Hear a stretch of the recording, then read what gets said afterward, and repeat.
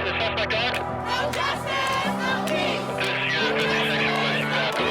Congress voted to ban abortion. Alternate universe located. Global temperatures rise. The effects on social media on Generation Z. To avoid catastrophe, rising sea levels, and dying coral reefs, the epicenter of a global pandemic. No exception for rape or incest.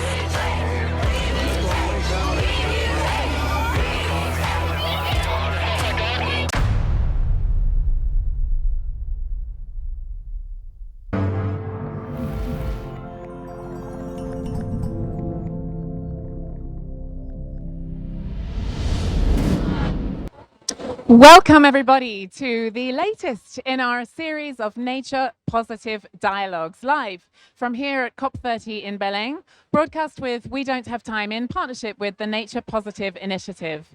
My name's Gemma Parks, and I'm Head of Communications for the Nature Positive Initiative. And these series of conversations, live panels and interviews are exploring the close interconnectivity between the nature and climate agendas and crises, and how we need to have joined up solutions to tackle those problems together as our only way of finding a really prosperous, sustainable, equitable foundation for a nature positive transition. And in this panel, the topic is making the business case for nature. Ambitious action in the corporate sector, bringing in the really critical business voice into these nature positive discussions. We're going to be discussing how a nature positive, climate neutral transition will de-risk and support long-term resilience for business, finance, and wider society, of course. Being both realistic and ambitious in how we look at those topics and bringing in the critical voice, as I say. We're joined by a fantastic panel today. We have Sarah Nelson, Global Lead Director of Nature and Biodiversity at KPMG International, and Taciano Custodio, Head of Sustainability South America at Rabobank. Welcome to you both. Thanks for joining. So I'm going to turn to you first, Taciano, if I may. How can financial flows in Brazil, but also across the wider region, be aligned with the goals of the Global Biodiversity Framework, the headline target, of course, of which is to halt and reverse biodiversity loss? Perfect. Great, the invitation. Thanks, Gemma and the team. So it's good to be here live at COP30 in Brazil, in the Amazon. I think it's a great opportunity to showcase the challenges, but also the opportunities that lies within occupying a better, with more sustainability, to have a more climate smart land use, not only in Brazil, I'd say maybe in the global south. Rabobank, just to clarify, it is a bank that is focused in the food and agri globally, and we have over 120 years presence in Europe. We're based in the Netherlands. Here in South America, over 35 years. In Brazil, over 35 years financing agribusiness, large-scale producers. And I believe, Gemma, that we are at the crossroads at this moment, because food systems, global food system, it is part of the equation and part of the solution. So when I think about how finance is actually driving a more sustainable land use in Brazil, especially in forest-rich countries, I think that we have a huge opportunity. And we are seeing this, I'd say, maybe in three major areas. One of them is the blended finance models, where we can de-risk investments, so sustainability becomes a bankable asset. On digital agriculture, data-driven solutions that improves productivity and enhance traceability of value chains.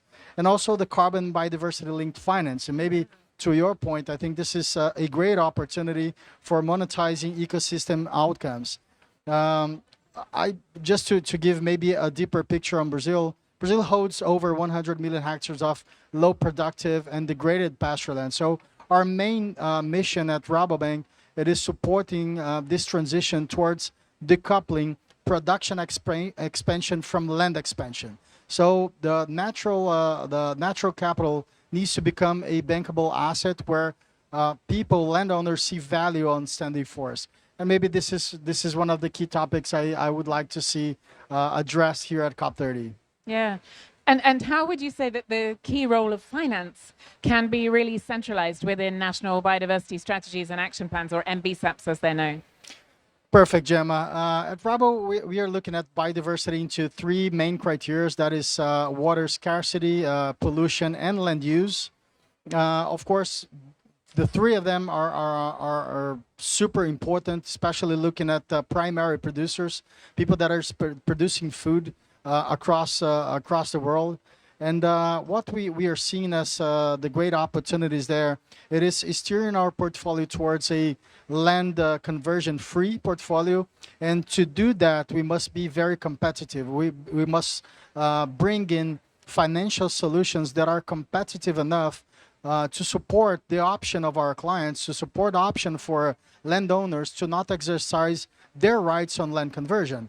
Because the point is that, unfortunately, and let's be honest, deforestation and land conversion, which accounts for a large piece of the GHG emission, is still very profitable for landowners. So we need to address that. And biodiversity comes in directly connected with the land use, water scarcity, and pollution.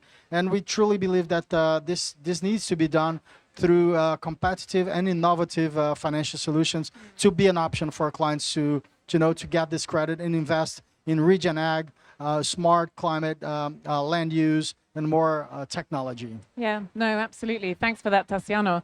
I'm going to turn to you, Sarah, now. You, with KPMG, you support a lot of businesses with their biodiversity strategies. Could you share, what would you say are some of the best ways that businesses can quantify their socio-environmental impacts and perhaps lead on contributing to nature-positive outcomes? Yeah, sure. And delighted to be here today. So thank you so much for the invitation.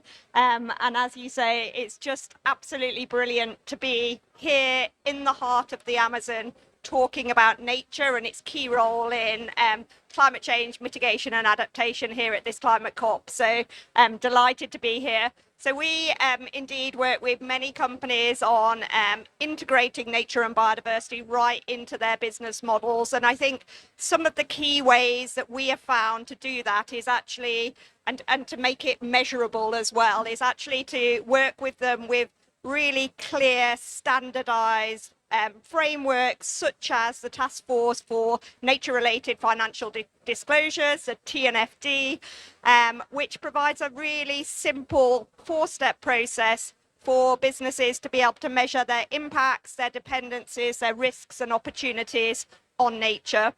And I think when you're starting to do that measurement, it's really important to start with understanding what is your baseline. Because if you don't understand what your baseline is, then it's very hard to say how you're going to improve from that baseline. So a really important step to start with is understanding what is your baseline, what is it that you're trying to measure, and then setting really clear metrics, such as the state of nature metrics that the Nature Positive Initiative has set, to really start to monitor and show progress, and to do that in a way that's consistent and that's well regarded, it's well accepted, and it's scientifically robust as well. And I think if we can do it that way, then companies can indeed progress and start to demonstrate nature positive outcomes. No, absolutely. And thanks for mentioning the state of nature metrics that the Nature Positive Initiative has been working with partners to develop and really have one landing point, if you like, so that there's a low barrier to entry, efficient, very user-friendly set of metrics so that businesses can measure their impacts on nature. Would you say there are other ways that some of these solutions can be scaled to really make it as broad as possible? So I am sitting here in the COP30 process, and I think what's really interesting is I sent a message back home today saying, oh, there's so much energy here, there's really positive vibes. And they said, it feels quite distant to us. And I think that was a real wake-up call to me, because we need to just be really careful here, sitting in this conference center, surrounded by people talking about nature and climate. And whilst it's absolutely brilliant that we are doing this, we need to remember that there is a whole world out there that we still need to influence and still don't understand or don't get why this is really important. And so I think for me, whilst I have been absolutely overwhelmed by the number of businesses here and a number of businesses really talking about nature, talking about climate, putting those right at the heart of their business models. What I haven't seen so much of is financial leads from businesses. And I think if we are going to start to scale, we need to bring everyone into the conversation. And I say that because I think for businesses, the most important thing is their bottom line and really understanding what their bottom line is. And if they don't understand how nature or climate could risk or indeed could present an opportunity to that bottom line, then I think we've lost the fight. So for me, it's about communicating outwards, about getting a message outside those that are already converted, and about really starting to think about how do you put nature and climate issues on the balance sheet. So through things like natural capital accounting and valuation, so really valuing that nature and putting that in financial terms, so that the financial leads within the organizations can really understand what does this actually mean in terms of our bottom line.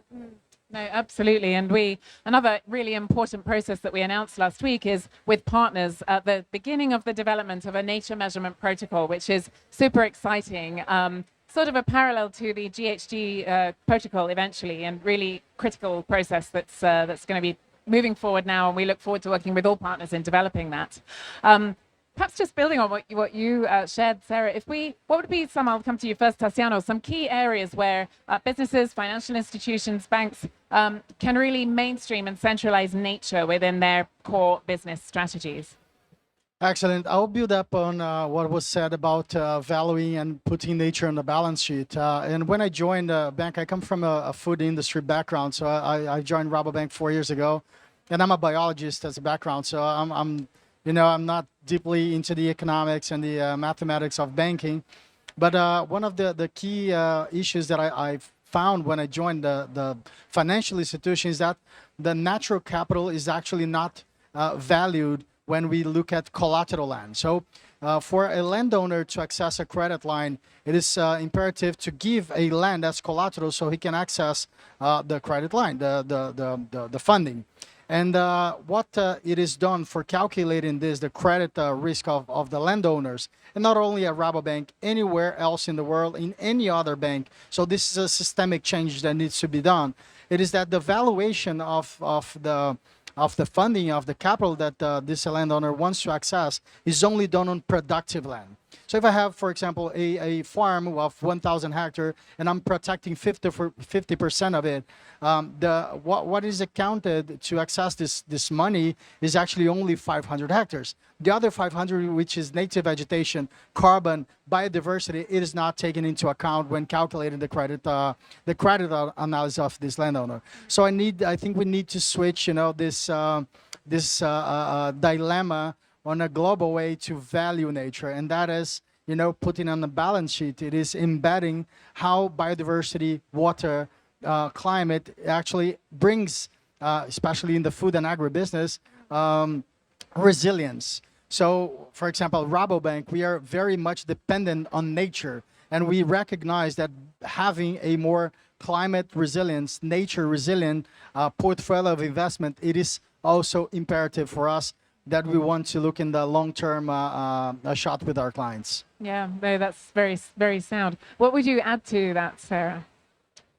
Well, I think what I've heard from businesses is we do need to put nature on the balance sheet. But I think what's really been brought home to me at this COP is that businesses are already starting to feel the impacts of climate change and nature loss.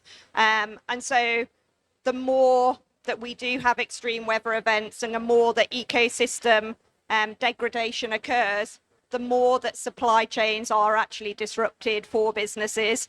And so it's no longer just talking about what is a business risk, it's actually tackling those supply chain risks themselves and saying, actually, and I've heard examples since I've been here where, for example, extreme weather events have meant that actually crops that they have, people have, and companies have traditionally grown in one country to source within that country, they can't do that anymore, because extreme weather events have actually meant that the reduction in the growth of those crops have meant that they actually need to source elsewhere for the first time ever.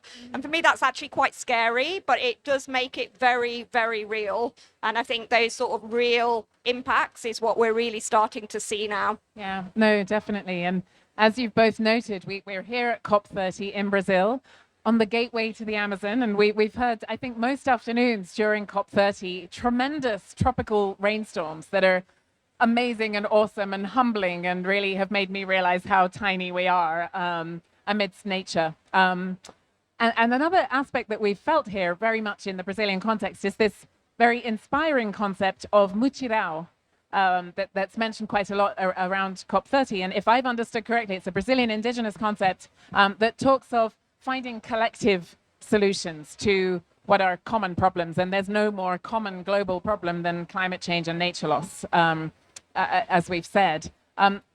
Could you perhaps just both share what would be some ways that you think we should all be inspired by that mutirão approach to really work together? Things are often so siloed, but there's only collaboration, I think, moving forwards if we're to hope to tackle these issues of climate change and nature loss, those two crises. Taciano, what would you say about that?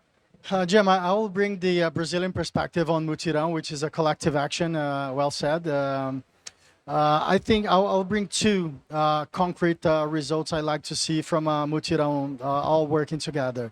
The first one is the implementation of the Brazilian Forest Code, which is key. It is fundamental for Brazil to implement its forest code, and especially tackle the illegal deforestation, which accounts for 90% of the total deforestation that takes place in my country.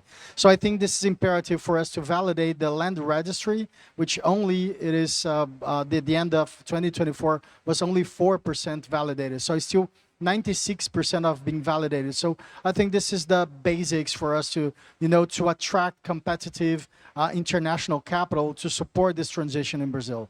And the second one, this is also a very concrete result.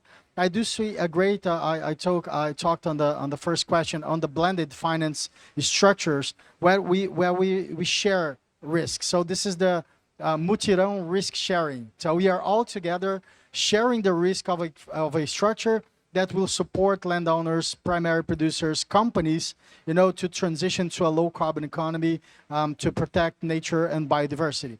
And by doing this, I think that brands, large brands, has a key role on participating in this is very technical, but in the first loss, on the junior tranche with a small amount of money, but the higher risk on the operation. And this would allow us, to have more catalytic money coming in on the mezzanine, so it is in the medium tranche of a financial structure, and large bank like Rabobank could own the senior tranche, which is the large chunk of money. And I think this is already gaining more traction, which is brand taking part, putting their skin on the game, and bringing their brands into financial structure. So I think this would be great. Yeah, no, lots of good steps there.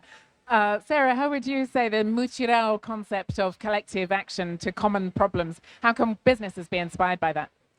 Well, we've definitely felt that collective action and energy here in Brazil over the last couple of weeks. And I think all credit to the Brazilians for their hugely infectious energy as well. So just an example of that, I actually walked in this morning. I'm very tired. I've been here for nearly 3 weeks now. And I had a whole group of volunteers who cheered me in as I came into the building, which really sort of gave me a blast of energy. And I think that sort of blast of energy is what we all need going forwards. In terms of sort of specific examples of what I would like to see, so we sit here in the COP30 under the climate change COP, but last year I was just down in Cali in Colombia at the Biodiversity COP, and I know there is a third COP, a UNCCD COP, the desertification COP, and those together make up what we call the Rio Conventions that were agreed back in 1992. And I think whilst it's brilliant that we do have these 3 conventions to tackle these 3 key issues, my concern is that by creating those three independent structures, we actually led to siloed conversations between those three different conventions and those three topics of climate change, of biodiversity loss, and of land use and desertification. So what I've really been inspired by is the work of the Brazilians to bring those together into something called a synergies agenda, where we really look at those issues together. And I think the sort of final point is it's not just about land, it's not just about climate, it's not just about biodiversity, but what I've really learned here is it's also about people. Absolutely. Thanks for that, Sarah. And as you say, we've been talking about a decade of action, but this will be a year of action with those key COPs coming up across desertification, biodiversity, and climate, the Rio trio, if you like. So lots of opportunity for action. We're joined also by Danielle Carreira. Well, fantastic that you could join us. We know how busy COP30 agendas are, so thanks so much for being here. Danielle is Head of Finance Sector Engagement in the Centre for Nature and Climate at the World Economic Forum. So welcome. Thank you very much. Yeah. Apologies for running late. The other panel was late. So. No, fully understand. And I'm going to jump right into it. We've been discussing quite a bit with Taciano and Sarah around how nature, especially, and the nature positive transition can be centralized and mainstreamed in finance sector and business strategies going forward. And you come perhaps with a little bit of a broader view from the World Economic Forum, which I know focuses on public, private, or multi-stakeholder partnerships. How can that approach be really used to drive forward the action that's needed from a business perspective for nature positive? So I think this approach must be used. The size of the challenge is massive. And unless we work together, we're not going to get there to the speed that we need. So as you mentioned, I work, a lot of my work it is on land use, deforestation linked to commodity production. And I am part of an initiative called Tropical Forest Alliance. And something that we have done, and Rabobank knows very well about that, Taciano knows that, but we are leading on an initiative called Innovative Finance for the Amazon Cerrado and Chaco, which it is a partnership between TFA, TNC, and UNEP, FI, and UNEP Climate Finance Unit. And why we did that? Pretty much is to break the silos and bring producers, supply chain companies, banks, investors, providers of catalytic finance to work together and develop financial instruments which will enable producers to expand soil production in already degraded lands, work on the sustainable intensification of the cattle sector, but also in the agroforestry. All of that has been pretty much aligned with national policies here in Brazil. So it's very aligned with the Caminho Verde, the Green Way, but also with the Ecological Transition Plan. So this week we had two banks, Banco do Brasil and Bampará, joining the initiative. We also launched a catalytic fund for agricultural transition. It's called CCAT. So I think a lot of advancement, a lot of evolution. And I think today, just to say a little bit of the success story, this collective effort, they developed 17 financial instruments, and we actually reached 800 million in disbursement for the producers. Yeah, no, that's fantastic and so inspiring and encouraging to really hear of those concrete partnerships that are happening and driving forward action on the ground where it's needed most. We have a few minutes left, but I would like to ask you all perhaps a final question to draw things together. And that's around how, a little bit, Sarah, we were saying earlier, there's plenty of great presence from business players and financial institutions and action that we're feeling here under the COP30 tent. And I'm hearing that tropical rain right now, where we are in Belém in Brazil. But how do we take this really critical message out to all the businesses and other players in the financial sector who are not here in COP30? I'll perhaps start with you, Danielle. And we talked already about Mutirão, but if you want to add anything about that as well, please do. Very briefly, all of you, if I may. As I mentioned, it got to be a Mutirão and it got to be a fast one. We can't walk anymore, we need to run. Great. Sarah? Oh, what to say? So I think talk to everyone when you get back home. Just talk about this process, talk about the outcomes, and just get the message out there. And I think podcasts like this are just amazingly helpful in terms of actually breaking out of the COP tent and beyond the borders of here. Yeah, absolutely. Fully agree, especially as a communications person. Happy to hear that. And Taciano, what would you add to that? Well, I think that agribusiness already has shown that it can be a force for good. So I truly believe that the next step, it is actually looking at nature, biodiversity, climate smart land use, regen ag practices as economical opportunities. These are not only risks, this is economical opportunities for investors to look at the global south on forest-rich countries and invest here. This will generate positive environmental and social outcomes with good revenues. That sums it up perfectly. That sounds great. And we're hearing so much inspiration and opportunity for action here. But certainly we need all shoulders to the wheel. We need everybody taking action and collaborating in that spirit of Muchirao to find collective solutions. I just wanted to share also, if you haven't seen it, do get hold of your copy of this book, Becoming Nature Positive, Transitioning to a Safe and Just Future.